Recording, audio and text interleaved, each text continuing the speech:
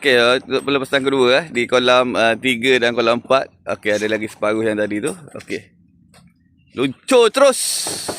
Ikan 3 hingga 4 kilo Okey.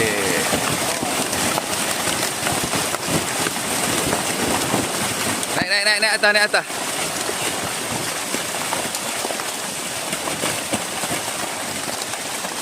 Biar je naik atas. Tarik dia pun habis. Okay, jangan lupa pada 19 hari bulan 11 hari Rabu ni malam Khamis, game RM30,000,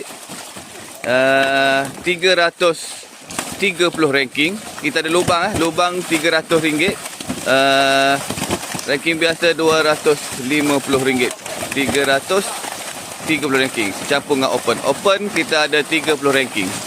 Ikan saiz hari ni kita lepas saiz 3 hingga 4 kilo. Okey.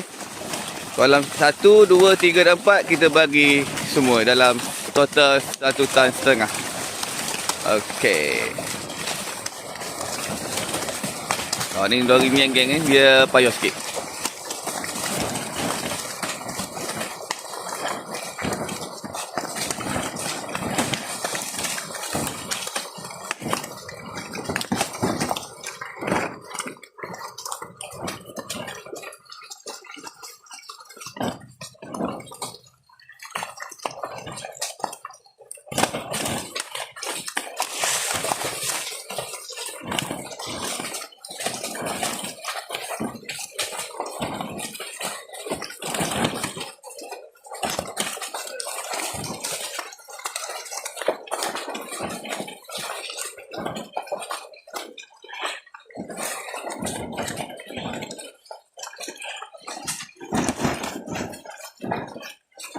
Kita tengok saiz ikan. Okey, ni.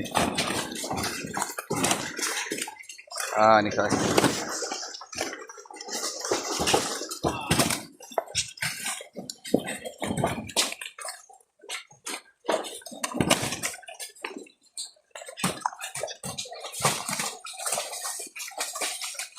Dah sikit lagi.